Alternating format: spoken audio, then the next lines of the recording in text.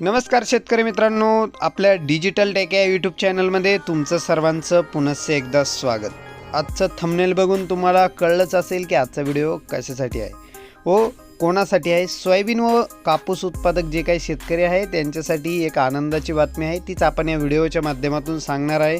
मात्र तुम्ही जर चॅनलवर नवीन असाल तर चॅनलला सबस्क्राईब करून घ्या आणि या व्हिडिओला लाईक करा आणि जास्तीत जास्त सोयाबीन व कापूस उत्पादक शेतकऱ्यांपर्यंत पोहोचवा। तर चला जास्त वेळ न घेता आपण आपल्या आजच्या व्हिडिओला सुरुवात करूया। बऱ्याच दिवसापासून सोयाबीन व कापूस जे काही हेक्टरी 5,000 रुपये अनुदान मिळणार आहे या अनुदानाची चर्चा चालू होती आणि काल काही शेतकऱ्यांना ते अनुदान खात्यात सुद्धा पडलं।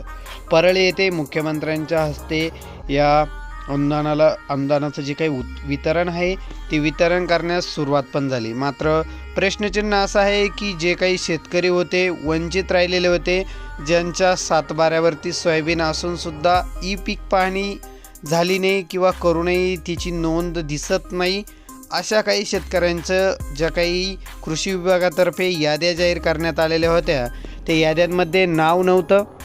मग त्या शेतकऱ्यांना अनुदान मिळणार का नाही यावर जे काही प्रतिनिधी आहे त्यांच्यातर्फे भरपूर काही प्रश्न उठवण्यात आले। न्यूज चॅनलच्या माध्यमातून प्रश्न उठवण्यात आले। जे काही लोकप्रतिनिधी आहे यांनी जे काही कृषी अधिकारी आहे त्यांच्याकडे तक्रारी केल्या, त्या माध्यमातून ही जी काही या योजनेची जी काही अट आहे ती अट शिथिल करण्यात आली आहे। काल मुख्यमंत्र्यांनी स्वतः ती जाहीर केलं।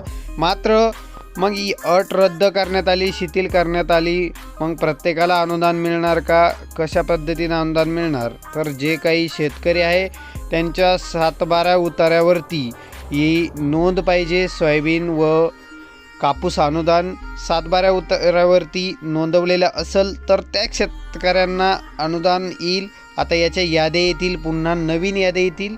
ही जी काही योजना आहे त्यांना तात्काळ पैसे पाठवायचे होते, मात्र या काही चुकीमुळं आता पैसे येण्यास विलंब होईल। पुन्हा याद्या येतील ज्या शेतकऱ्यांचे नावं राहिले होते, 7/12वरती ज्यांचे नावं होते, सोयाबीन व कापूस उत्पादन केलेलं होतं त्याची नोंद 7/12वरती, मात्र ई पीक पाहणी झाली नव्हती, त्या शेतकऱ्यांचे सुद्धा आता महसूल विभागातर्फे कृषी विभागाकडे याद्या दिल्या जातील आणि त्यानंतर ते याद्या आपले जे काही कृषी अधिकारी आहे किंवा तलाठी आहे त्यांच्याकडे ते याद्या येतील। त्यामुळे ही अत्यंत शेतकऱ्यांसाठी आनंदाची बातमी आहे।